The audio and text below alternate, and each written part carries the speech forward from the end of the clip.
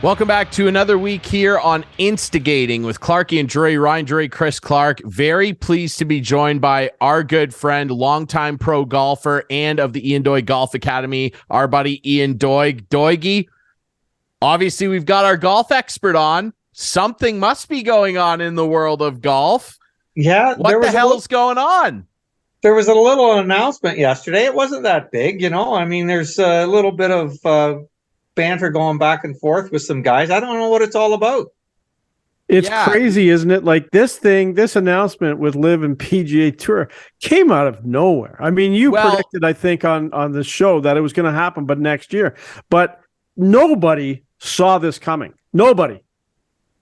Except for the five guys that were in the room. Jay Monahan. Which is crazy. Jerry Dunn and a couple other people. But yeah, out of left field, out of nowhere. Like you just said, I think probably 2 months ago, I predicted that there would be some kind of a merger or an agreement, but I thought it was at least a year away, maybe even 2 years away. This is just, it actually, it was you, Clarkey, that let me know. You sent me a text and with the announcement. I was busy doing something and I was like floored by it. Absolutely floored. I'm like, what the hell is going on? I don't think that's what you said. What was part of it. Yeah, exactly. It's bizarre. If you don't know what we're talking about, and by the time the show airs on Friday this week, I don't know how you won't have heard about this if you're paying attention to the sports world. The PGA Tour, the DP World Tour, and the PIF, which is the private investment fund of the Saudi Arabian government, essentially, and ruling family there, they have all come to agreement on what Jay Monahan is calling a loose framework of an agreement to partner up and work together. Now, LIV is still its own standalone league. There's no partnership with LIV, but there is one with the PIF, which is the investment fund that owns and launched LIV, with Greg Norman, of course, as the face and figurehead of it. At least he was back then. Doigy, you just said it. This came out of nowhere. Everyone kind of had a feeling, like you said, and like you predicted on this very show, that something would eventually fall into place. But this literally dropped like a bombshell out of nowhere on the players.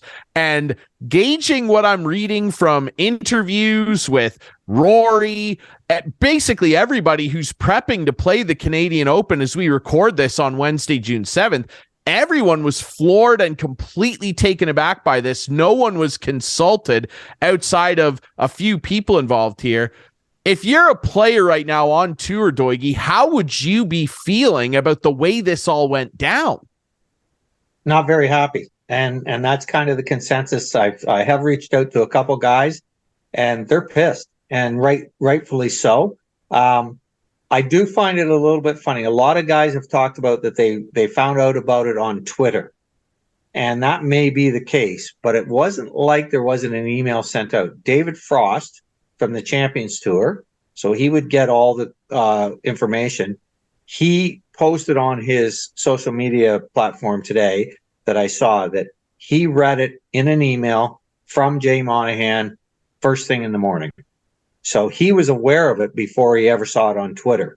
So that tells me that maybe a lot of guys weren't looking at their emails in the morning and they just went to Twitter and that's where they heard about it and saw it. But regardless of how they got the information, they've got to be pissed, because this is a 180-degree turnaround in a matter of weeks, right? Like Jay Monahan weeks ago said that this would never happen.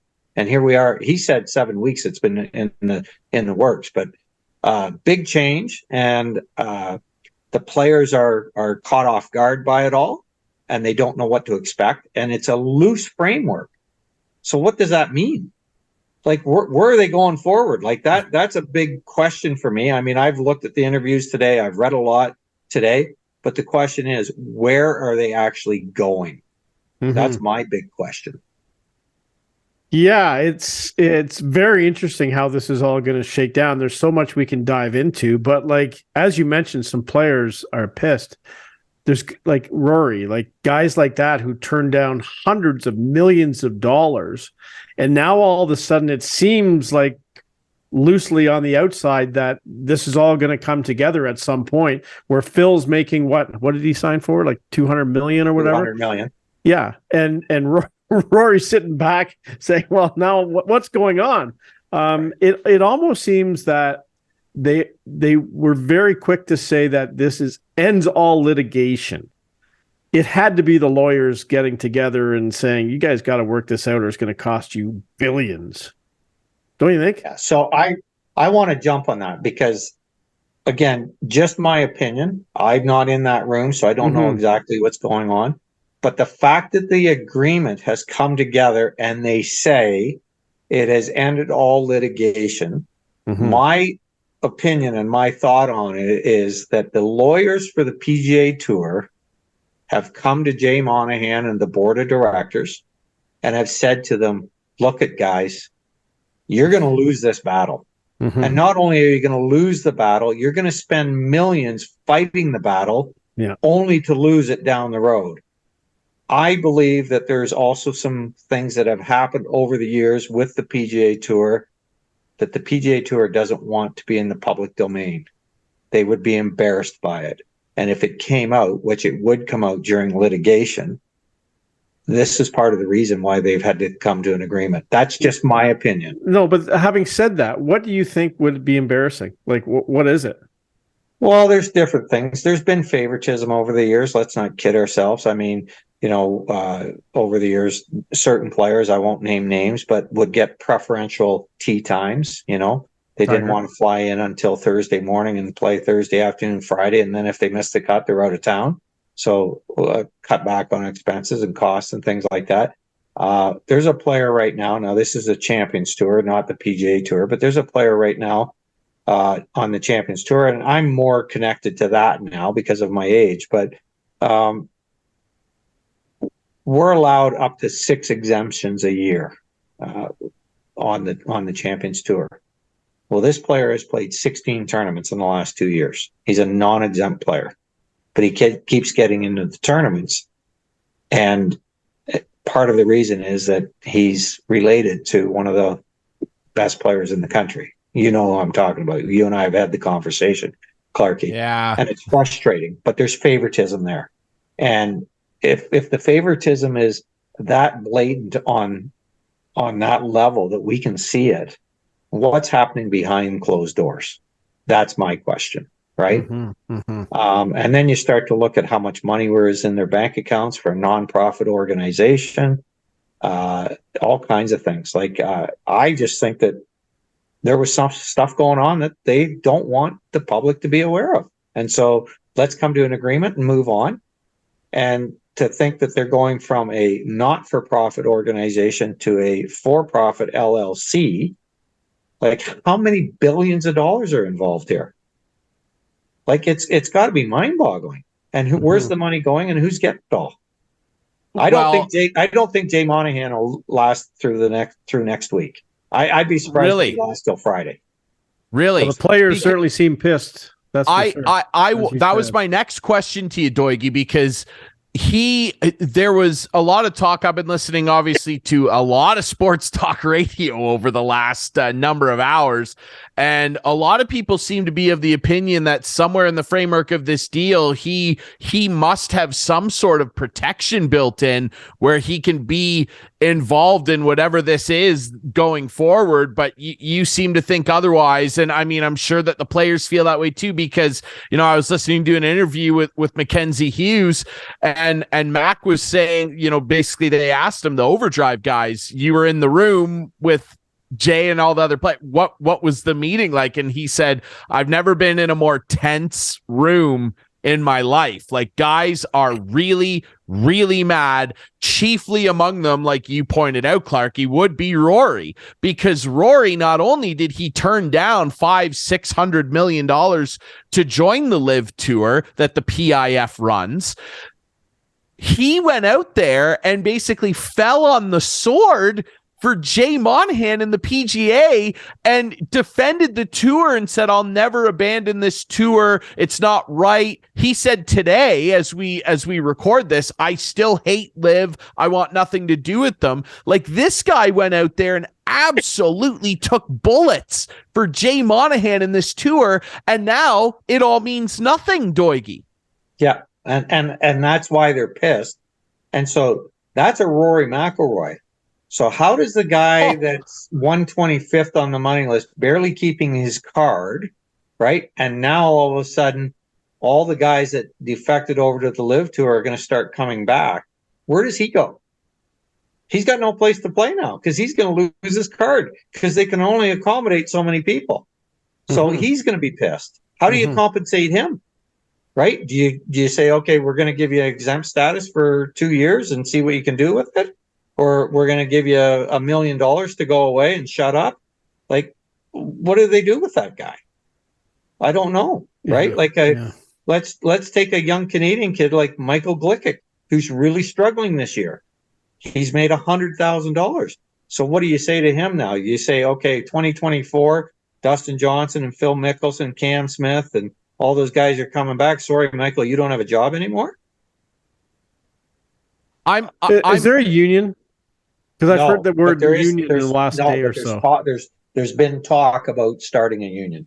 Yeah. Well, right? I mean, at this point now, who would be surprised, right? And I wonder too. Look, I know a lot of sports fans don't want to have this conversation, but we have to now, whether you like it or not. And we talked about it when LIV first launched, Doigie.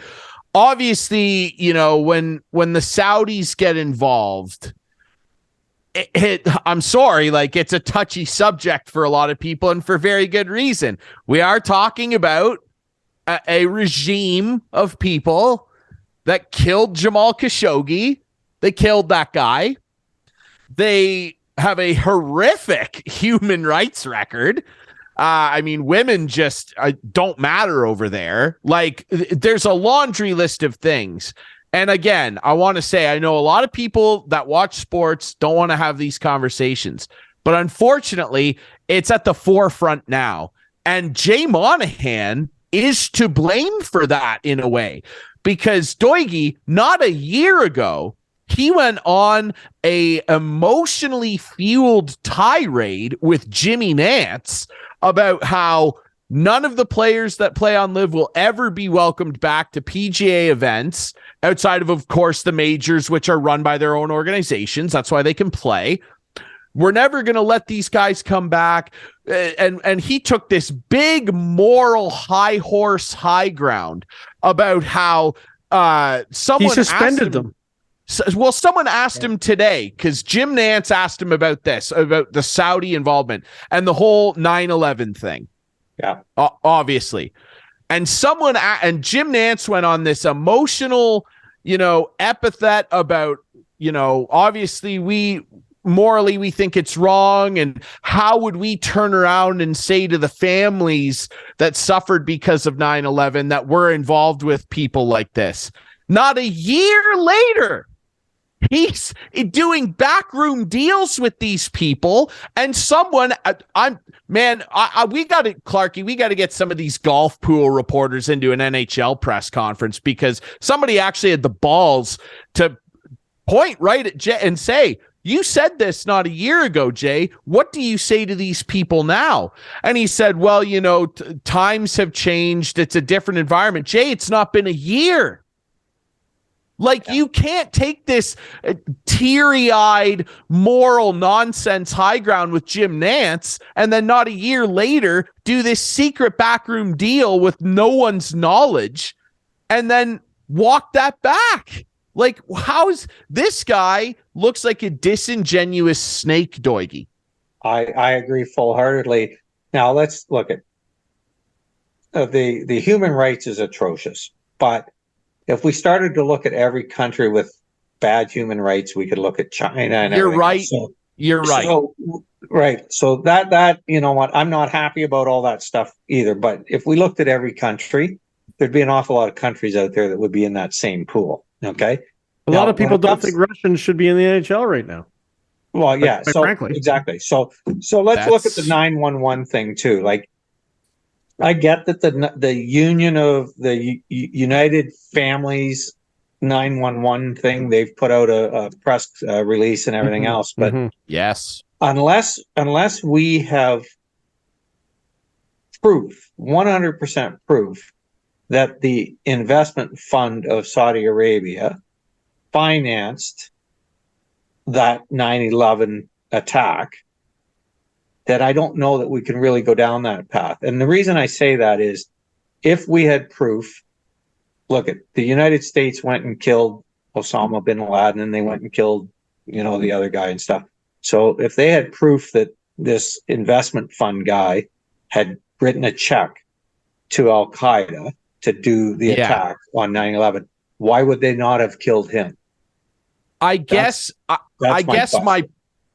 for sure. And that's valid. I guess my point is that Jay Monahan went out of his way to talk about it and make it a point of why, the PGA Tour would never get involved with this type of situation. And then he's, caught with his pants down, essentially, not a year later. And someone's like, well, Jay, but you said that this would never be a thing that you'd entertain. It was a wild exchange. Kyle Porter of CBS tweeted out, if you believe that today was a win for LIV, you're missing the point. LIV, it seems, never truly mattered.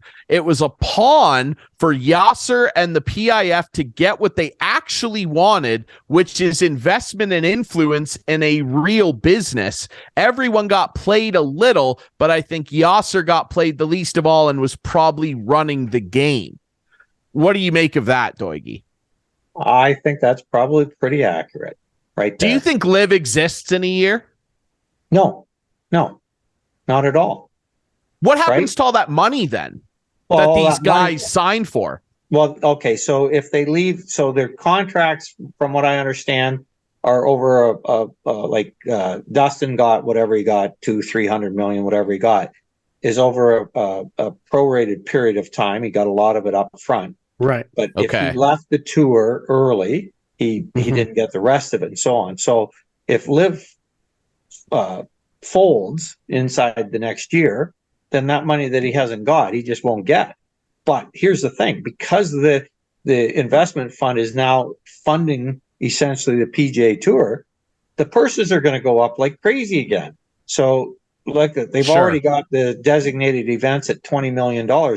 Next year, how many events are they going to have at $20 million? The only way it makes sense to be able to do this is if all events have $20 million purses, because if you have 10 or 12 tournaments at 20 million and the rest of them are down at 8 million or 10 million or whatever, none of the big names are going to play in them. And if none of the big names are playing in those tournaments, so if you got 12 designated or 15 designated events, you now have 30 or 35 non-designated events.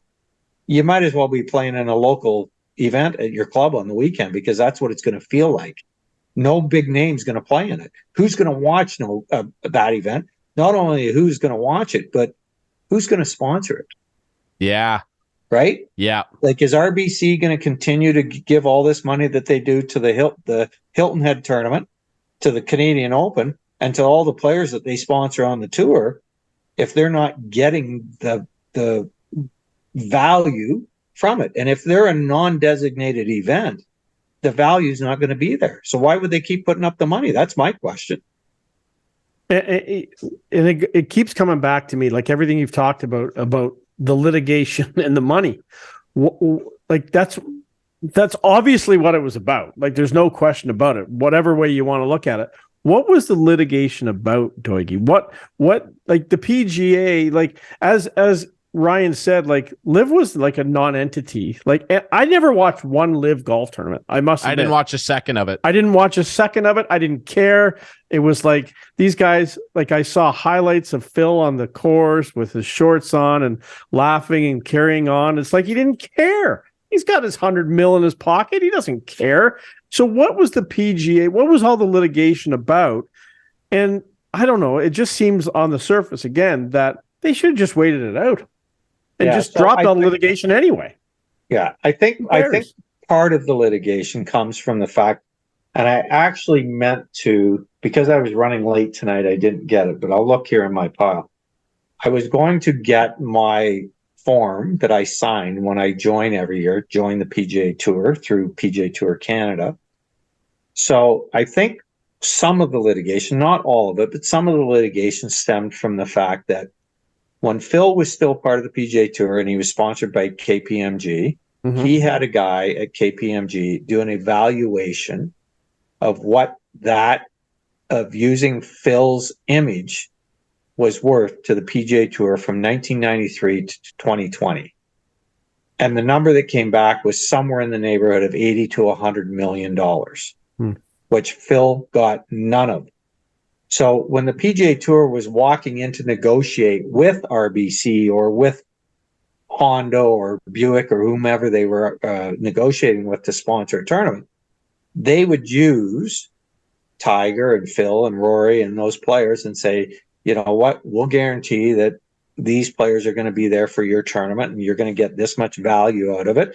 And therefore, you're going to get this much TV coverage and this much airtime and blah, blah, blah. And it's worth this much money to you. So you sponsor us, sponsor the event. Away we go. Phil believes that if they're using his image and his stuff that he's done on the PGA Tour to promote the PGA Tour, there's a value to him and he should get that. And I agree with him. I agree with him too. If I was PGA, I would have just said, screw it. Then I'm like, I get it. It's all about money. But I would have I don't know. So I know, but it goes back to the money. So here's a situation. Mackenzie Hughes, we already talked about Mackenzie. In the RBC Canadian Open, yes, last year or the year before, I don't know exactly what year it was, but they put a goalie net out there 275 yards in the fairway, and they had him hit a drive, and the theory was, hit it in the net and score a goal. Well, he hit his tee shot, and he flew it out, and it hit the crossbar and tinged and went off into space somewhere and everything, and they've got it on video and everything. And Mackenzie Hughes does not have the right to post that on his social media. He has to go to the PGA Tour and apply to them to have the right to put that on his social media. It's him hitting the shot. It's all about him. But the PGA Tour doesn't allow him to do that without getting permission. And that's what Phil was ticked off about. Hence a union. And hence that's why they would look at unionizing. Absolutely. So is it okay, Ryan? No, yeah, go ahead. So two different tours look like they're colliding.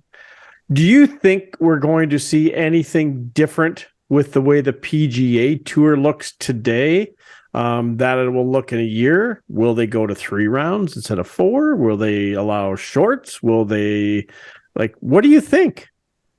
I don't think they'll ever go to 3 rounds. I mean, part of the talk in the meeting and part of the talk that's come out since then is that keeping the tour as close to what it is now going forward is kind of what they want. But that said, I mean, they've already started to go to shorter fields for the bigger events, getting the big name players in, which really makes me laugh because they did nothing but make fun of LIV in their 48 player field and their 54 hole format. But now they actually have tournaments where there's only 50 people in it with no cut. Yes, they play 72 holes, but there's no cut and they get world ranking points.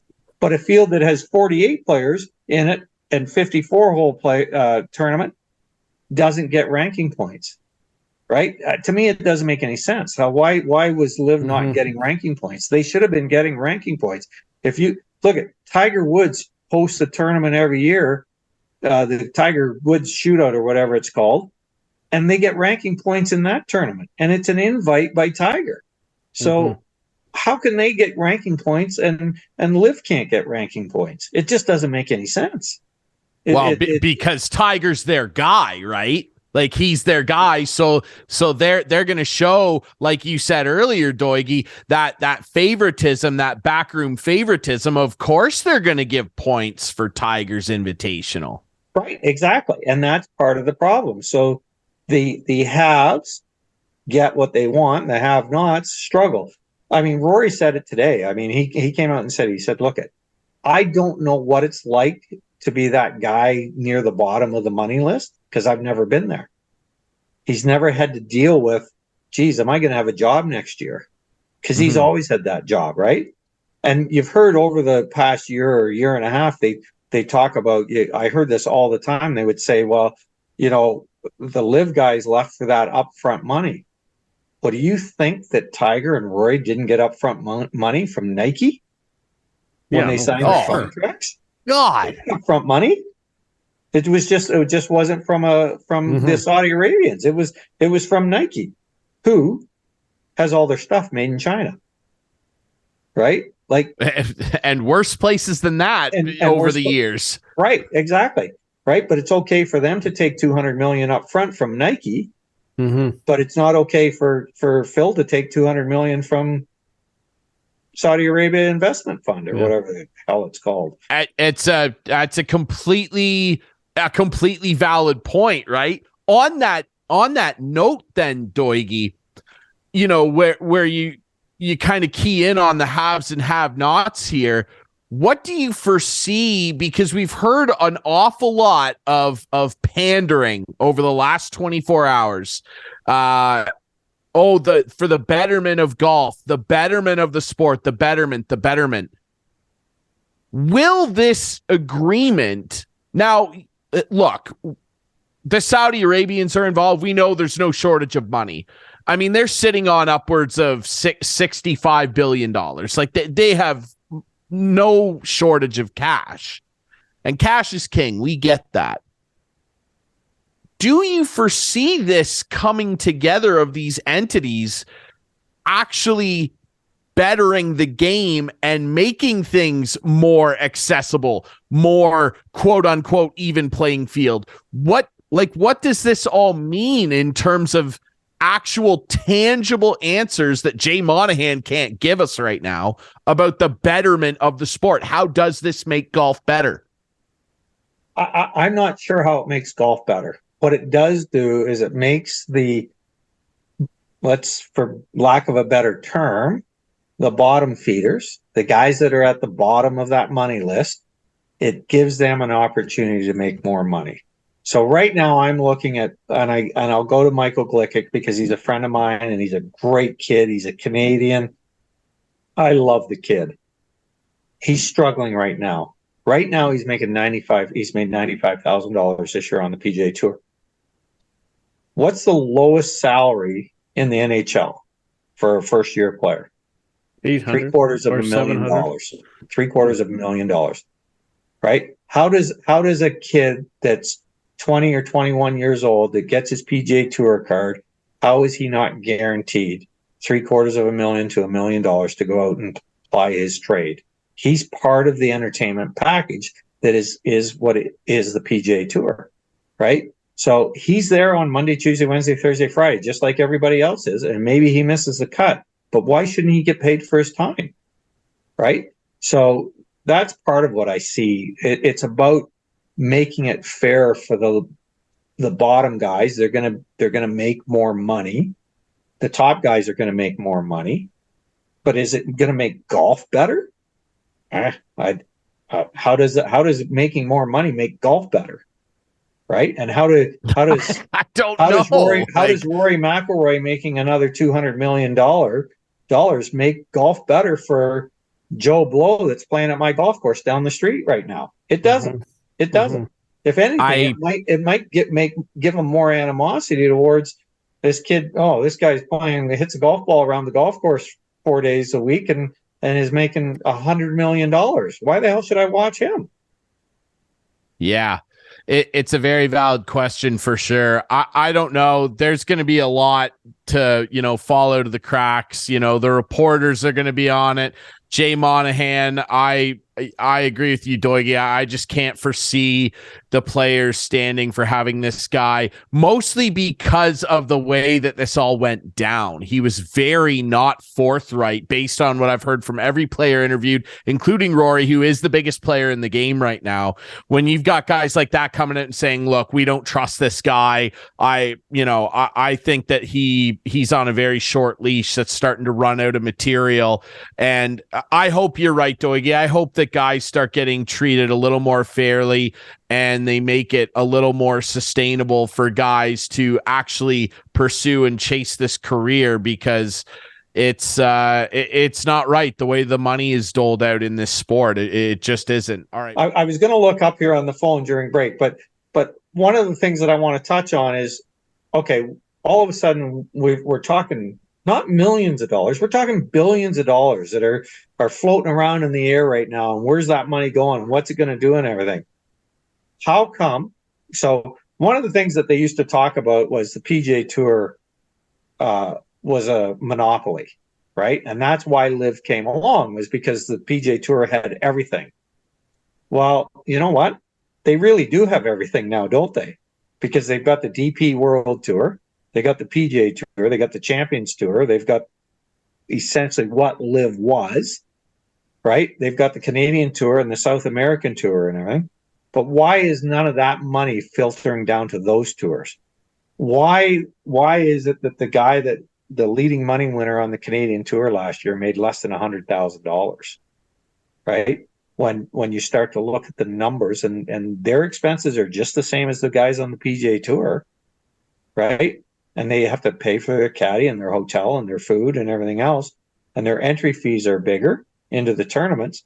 And the sponsors are putting up the money, but they're playing for nothing in the big scheme of things. 100,000 Canadian dollars or 150,000 Canadian dollars. It doesn't make any sense. Why aren't they playing for $1 million a week on the Canadian Tour? Well, just it better change. With all this money now, that's kind of what I mean when I say I agree with, the lower end guys. They better actually make this better for golf.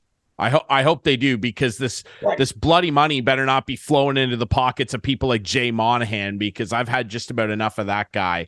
All right, we'll take a quick break. When we come back, we will talk real golf. We'll talk about golf, on the course action, Canadian Open week. It's very exciting. Oakdale, everybody's eyes are going to be on it. It's hopefully going to be fun. Hopefully we see some good golf this week, because my God, do we ever need to just get back to watching some golf after what we've been through this week. We'll talk about that next here on Instigating.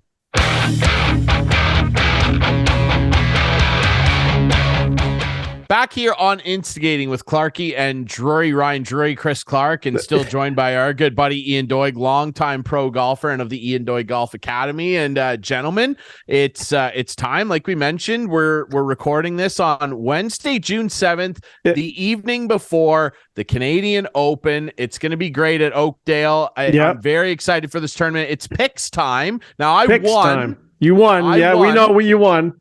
I'm on the last second. Ian came in second. Quite a margin. Okay, yeah. so... Well, no, see, Ian, it wasn't quite a margin, was it? Well, it was still pretty not bad. Really. Yeah. Not really, because you counted all four scores. Don't say you. When you say you, you got to specify producer Adam.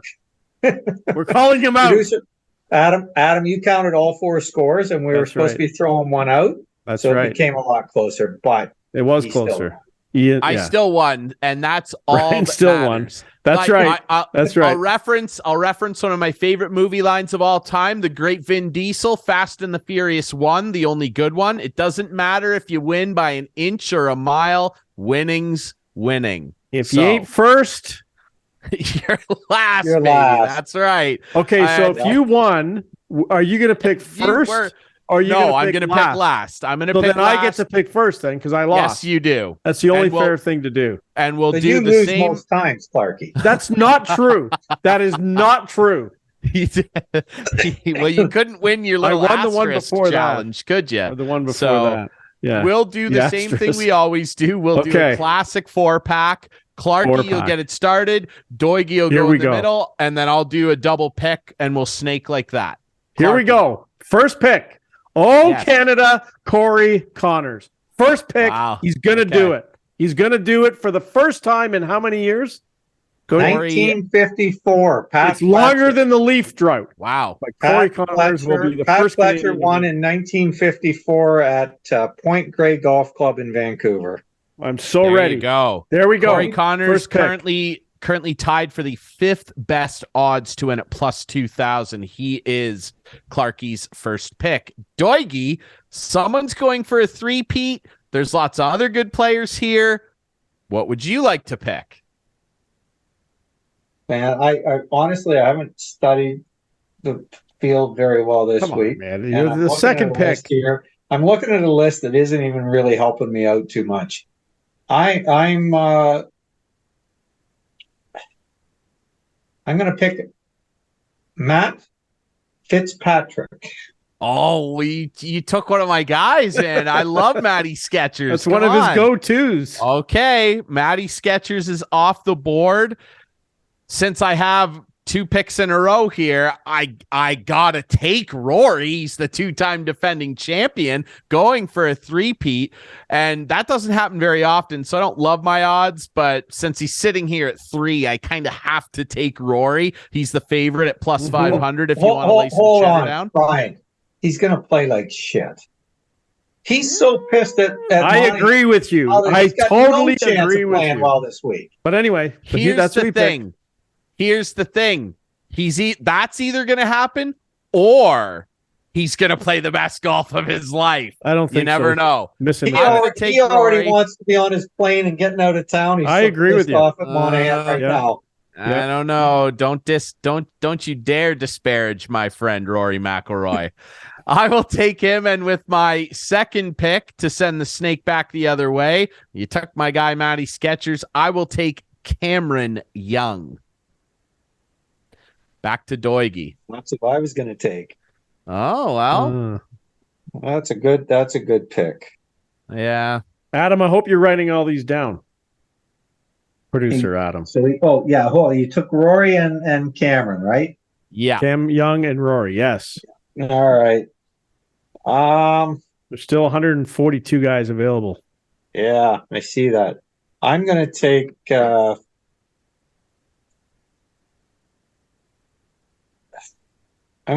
Sam Burns. I like that. Sammy Burns off the docket. Clarkey for back-to-backs. Back-to-backs. Here we go. You guys, you're gonna figure out a little pattern in my picks here. Am I? We are going Nikki Taylor. Wow. And he's going to pick all the Canadians. And Taylor Pendrith. He is. Clarkey is going full. You're putting all your faith in the Great White North. I got to tell you what, I think they're terrible picks in terms of winning this pickoff, but I like the Canadian enthusiasm. I really like it. Doigie, back to Doigie. You. Third pick. You know what? I mean, honestly, Clarkey, I kind of like that you're really jumping on the bandwagon for the Canadians and everything. Don't take one. I got some more to do it. But let's be honest here. No Canadian has won in damn near 100 years. I know. This is the year. No, we've been saying that since 1954. That said, you'll pick a Canadian. That said, this one's really, you guys are going to go look at me like, what is Doigie thinking here? I'm going with a kid by the name of Eric Cole. Oh, I thought he played for the Carolina Hurricanes. Back in the day. I actually kind of like that pick. He's a sneaky good player. Like, he underrated, doesn't get a lot of plaudits. There you go. Yeah. Okay. So I'll finish off my picks with my second of back-to-backs. I will take a guy. I just love watching this guy play golf because he really looks like he enjoys playing golf, whether he's playing well, whether he's playing poorly. He just looks like he's having fun out there, and I respect that. I really like Shane Lowry. I just love watching that dude slash it around, and every now and again, he catches a heater and plays some really, really good golf. And another young guy that I love watching this kid play too. Fell in love with him when I watched Full Swing. He's going to come good eventually and win a tournament. I love Sahith Theegala. And that will end my picks. That's a good pick. I was kind of looking at him a little bit. I was Thank like, you, you sir. know what? And he played well last year in the Canadian Open. Yes, he did. Right. So, that's a pretty good pick. But I think, it's probably not going to make Clarkey very happy. So, who are your two? You got Rory, you got Young, you got Sahith. And Shane Lowry. And Lowry. Okay. And Lowry. All right. So my fourth and final pick, I'm not sure he's going to win, but I think he's going to play really well. That's all you need. I'm going to go with Adam Hadwin. I like that a lot. Clarkey is dejected. Like you just said, no Canadian's going to win. Clarkey, you just said it. And didn't Adam Hadwin, didn't he just get roasted by his wife on Twitter too for missing the cut at the Memorial? Now listen though, roasted. Doigie's got a deep team here. He doesn't need Hadwin to win. He just needs him to not miss the cut and count toward a low score. Doesn't matter. Right? I have Clarkey, round Mackenzie Hughes. There he is. Wow, you went all Canada. I really respect the play, but dude, you know what? Here's my theory. I agree with what something Doigie said, which was Rory may be pissed and might just miss the cut. I think a lot of these guys are, but who won't be? Who won't be? Of all the players in the field, who are the guys that are still going to give their 100%? You can't give 110. All the Canadians. Yeah, that's my theory, and that's why I picked 4 Canadians. And we'll see on Monday. Don't tell Sunday, the Leafs that you can't give 110.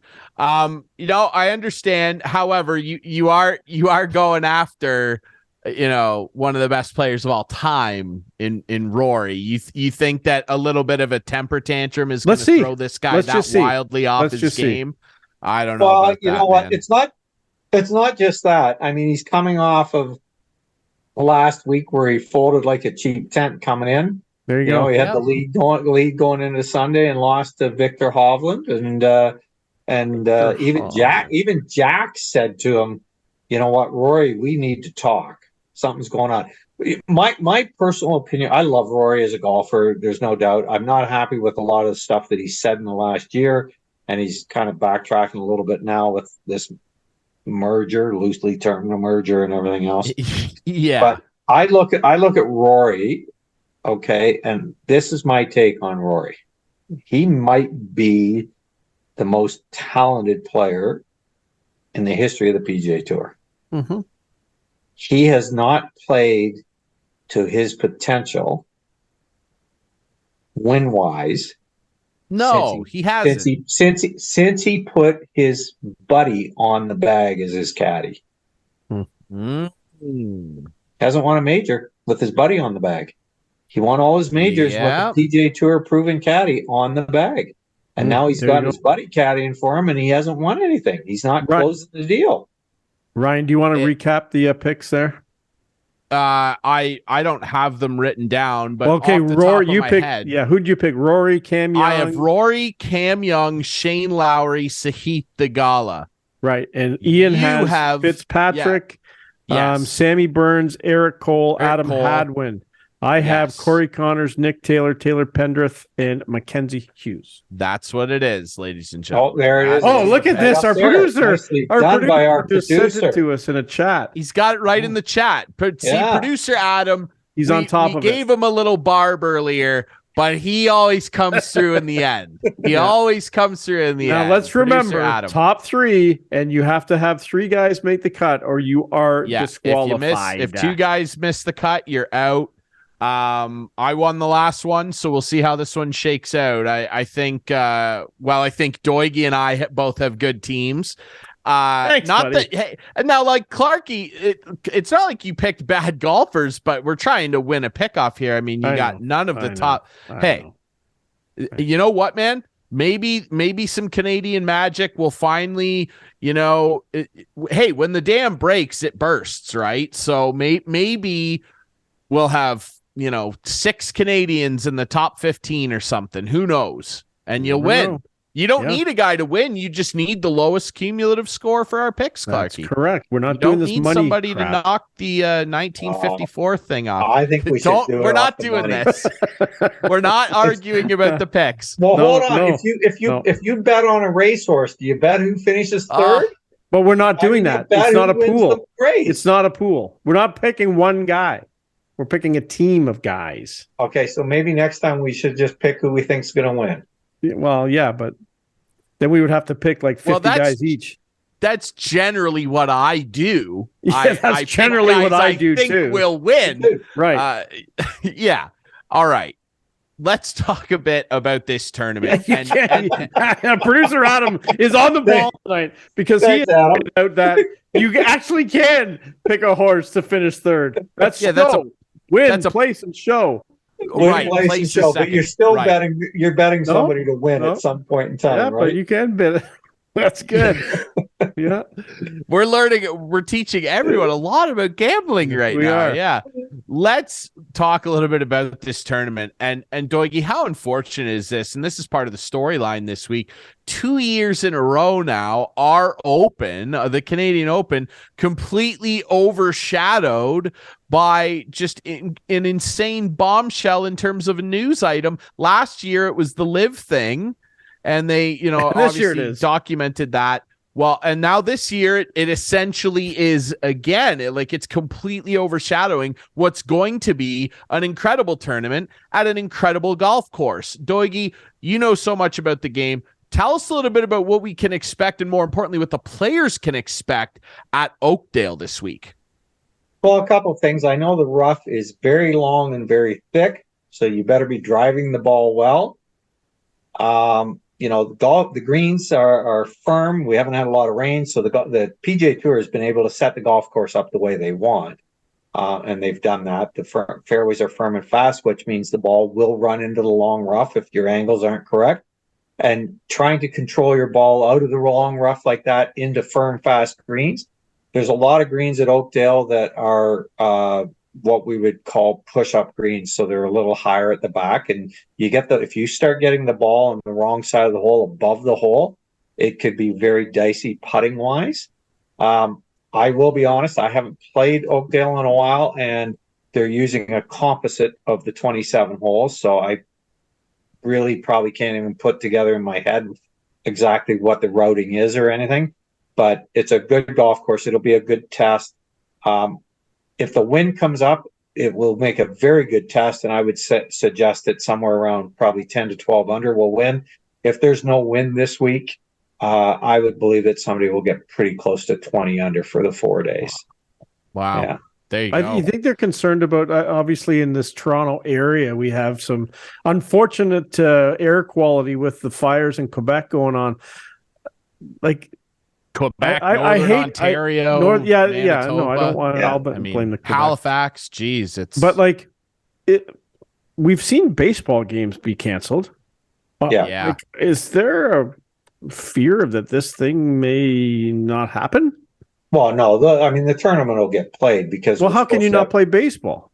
Well, no, what I'm going to say is, look, they can, if it gets so bad tomorrow that it's tough to play, they'll just kind of delay it almost like a rain delay and move into Friday and see what Friday's like. I mean, by the weekend, this smoke's supposed to move out and everything. We're supposed to have some rain and other things happen. So, if they had to, it would have to be pretty severe, I would think. For them to cancel it or postpone it. But I know here in Listowel yesterday. Sure, it could happen. One of my things is, how's it going to affect the gate and the spectators that want to go? Myself, I have heart and lung issues. If it's as bad as they say it's going to be here in the Barrie area tomorrow, my lessons that I have booked for tomorrow will not get done. I won't be going outside.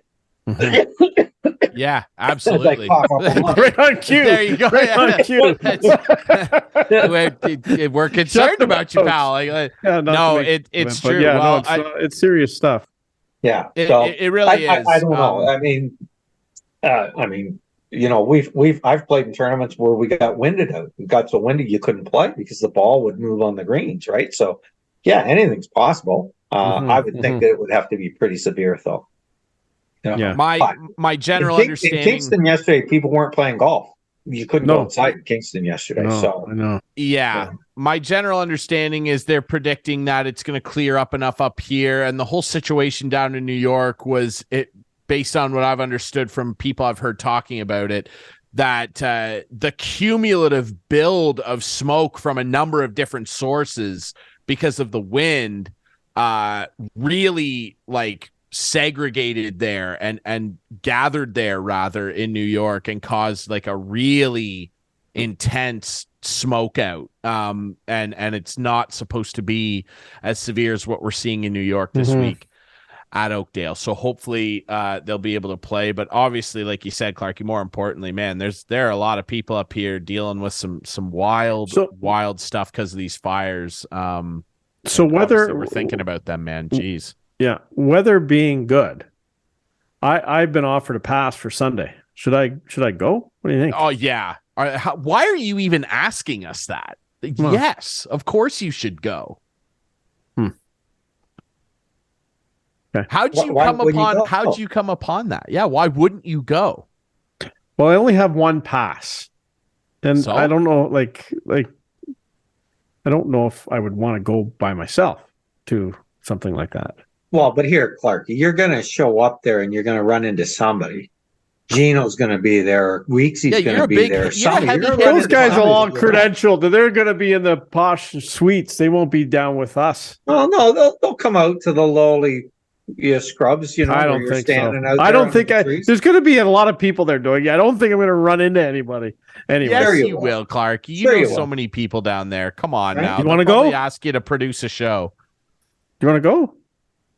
I can't go. I'm teaching all day tomorrow. I'm playing at Rattlesnake Point on Friday. I'm teaching Saturday, and I wasn't asking you. The last thing I want to do on Sunday is go watch somebody else play in the Canadian Open.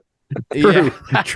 Same with me. Same with me, man. I don't want to watch someone else play in the Canadian Open. You know, I mean, I've played in a few of them, and once you've played in them yourself and you've walked inside the ropes, watching somebody else hit golf balls out there, not much fun, to be honest with you.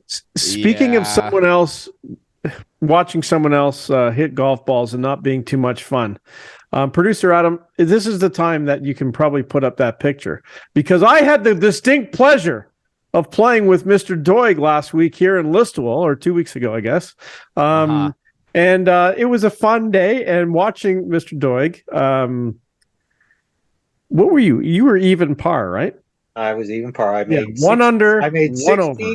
I made 16 pars, one birdie, and one bogey. Yeah, one over, one under in the front, one over on the back. Yeah. And he was grinding on 18. He wanted to birdie 18, but and the bogey I made was on number 10, and I had a lost ball, so I actually birdied the hole with my second ball to make just a bogey. So we're pretty sure someone stole the ball, but that's besides the point. Now, hold on just a sec before we move on, because before we end the show, we, of course, have to get Doigie's take on the whole Kyle Dubas thing. We'll allow you to squeeze the Leafs into another episode that shouldn't be about them. But before we do that, what did you shoot? More than that. So, but Doigie, are we talking attest 90s? Yes. You can attest for me. I showed signs of brilliance. Actually, you showed a lot of signs of second hole. What did I get? Very, very good golf. I'm trying to remember the golf course. The second hole, par 3, or what was the first par 3? How was that? Beautiful par 3, and he made 2. But let's back up a little bit. Let's back up a little bit. Okay. I played from about 190 yards, and I think Clarkey played from about 107.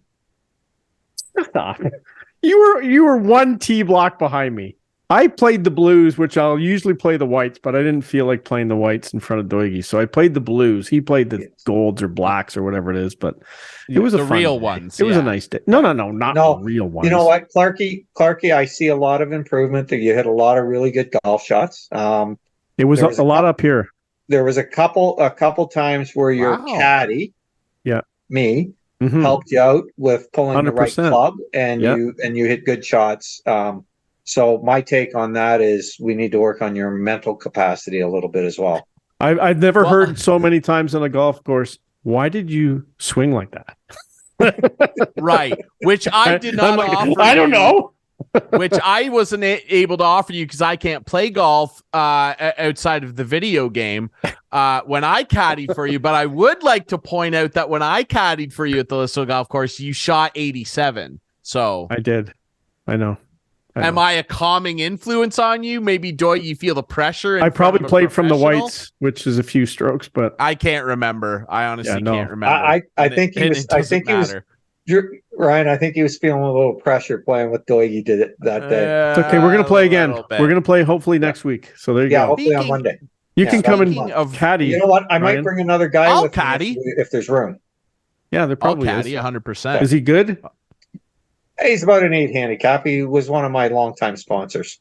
He's better than Clarkey then. What does he do now? Allowed to play. Is he like he's semi-retired. He's the condo I stay in Florida. It's his. Perfect. It's the kind of guy I want to meet. Absolutely. Speaking of people you want to meet, now I know Clarkey, you said earlier that you can't give 110%. You actually can if you try really, really hard. You can't. And before we talk about the Leafs, let's talk about people that you should go and meet if you want to get 7,000%. 7,000% effort. Wait a minute. 7,000 is a fun number. It is. Now, at Larry Hudson's, you can get $7,000 off in our dealer demo sale. Hello. Up to $7,000 off 23 demos, 0.99% financing on top of that on our 23 Turbo Maxes, 2.7 liter 4-cylinder turbos. That's what I drive. I love it. $7,000 off. Which yes, he said thousand, ladies and gentlemen, not 100. Following the car market, that has not been happening. But right now, Larry Hudson's, Doigie, even you, will get 7,000 off if you come see this guy. Wow. I was hoping I was going to do better than that. Well, you can't do better than that because our get my game under 80. You'll do better. Hudson's has it. Yeah, get it under 80. We'll talk. Hudson's has it. 1,000 Wallace Avenue here in beautiful Listowel, Ontario. Go see our friends at Larry Hudson Chevrolet Buick GMC. All right, let's talk a little bit about this whole Kyle Dubas thing. Doigie, what did you think? Are you mad? Are you upset? Did you see this coming? What's your impression of the whole thing? Well, I didn't see it coming, to be honest. I mean, every indication was that they were probably going to extend him, and yes, I would have been okay either way. I mean, I think he's learned. I think that over the years, he was so about analytics when he first got the job that he didn't even look at the character of the players. But in the last year or so, I think he started looking at more of the heart and the character and how the guy played as opposed to analytics. But I think it's an okay move. I think they needed to do something to shake things up. So him moving on and going to Pittsburgh and let him do whatever he wants to do in Pittsburgh, good for him. One of my concerns is Trey Living. I mean, look at why does the NHL regurgitate these guys all the time? They have a run for 2 or 3 years somewhere, and okay, maybe they had a good year or two, and then oh no, they're no good. We're going to fire them. They're no good for our team. We're going to fire them. But you go ahead and hire him. See how he does. And yes, Tkachuk wanted out of Calgary, but man, you just traded away one of the best players in the NHL. I'm not sure. But at least they got something for him, Doigie. Well, yeah, and I get that, but honestly, I you know what? If you want to build a hockey team, you say to that player, well, you know what? I'm going to keep you till your contract's over, and if you leave, you leave. But I want my team to win the Stanley Cup, and I just don't see it happening anytime soon. Simple as that. We got to wait a year now. It's not going to happen this year either. Even though my chair is already down for the parade and everything, but it's been there for invited. 50 years anyway. You're off. You're off. Chuggy and I have the first row. You're in the back row, by the way. Yeah. And we should wish Ryan a happy Cup anniversary. Today was the day back when? How long ago? 4 years. I can't believe you brought this up five years ago. I can't believe you actually brought this up. Yeah, I had a memory today on Facebook. And it was a very nice memory. I thought, I was in actually a good mood that day. Well, you know what? I said, congrats, Caps. Congrats, Devo Smith-Pelly. Have fun, Ryan Drury and Nathan Marshall. Yes, our buddy Nate. We that day 5 years ago on the day we're recording this, June 7th, my boys finally did the thing.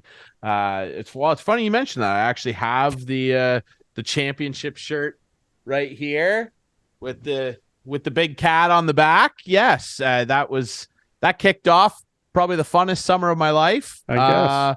I couldn't believe it was real for about a week, and then I got it tattooed on my arm. So yes, happy Cupversary to all of Caps Nation who celebrates, I guess. You know what, Ryan? I've got a Leaf jersey, Stanley Cup Leaf jersey, and it's got Keon on the back of it. That's how old that shirt is. Well, of course. Is it in color?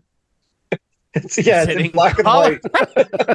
Yeah. Well, I wanted to ask you, Doigie, because you dolled up your space. We do have to go right behind you there in that picture. Who is that there? Is that Billy Barilko? It says on it who it is. We have a guy I can't read it.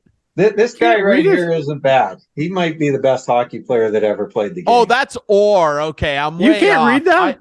No, I couldn't read it right behind him, but now that I kind of squint, I can see the picture of the jump, of course. Man, you need some glasses. Orr here, and I got this given to me by Mr. Orr.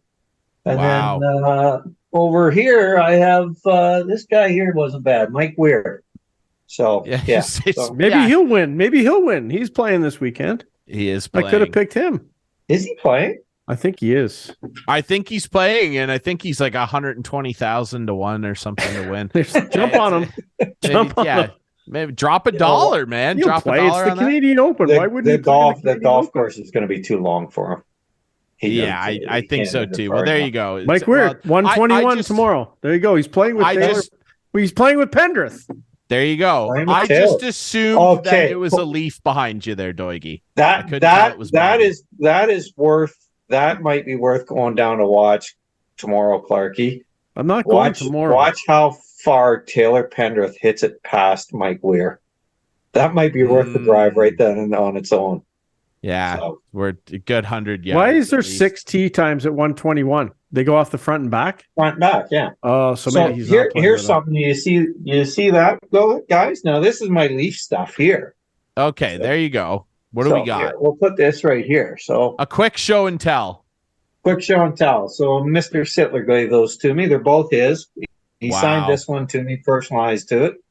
Daryl and I play in a charity event almost every year, and we have a lot of fun that day. So he always looks after me and brings me a stick. So nice. I've got amazing, man. My mom's all-time favorite player, next to the big cat back here. Yeah, and you know what? He's fun to play golf with too. He's a good guy. I like. I've heard he is. I've read his book. He's an all-time great dude. Yeah. All-time great dude. And so are you, Doigie. We're giving Adam some time to edit. He's got to edit the show now, so he's going to take out all the stuff we ripped him on, probably.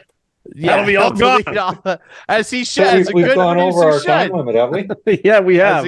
As a good producer should. Thanks to our friends at Larry Hudson Chevrolet Buick GMC. Thanks to our friends over at the Listowel Squash Courts. And I won. Thanks again, my friend. You won this week. Yep, Congrats to you. Congrats. Thanks. We'll have a Facebook memory about that in 5 years. That's great. You can watch this show every Friday night at 8, Sunday night. Roll the credits with our friends on Whiteman TV. That's channel 6 for Whiteman subscribers. We debut on our YouTube channel Friday nights at 9. Follow us on social media at Instigating Pod. Ryan Drury, Chris Clark, our buddy Ian Doig. We'll be back next week. I'll win again. I'll win more golf picks. Tune in next week. Instigating. We'll be back. Thanks, guys.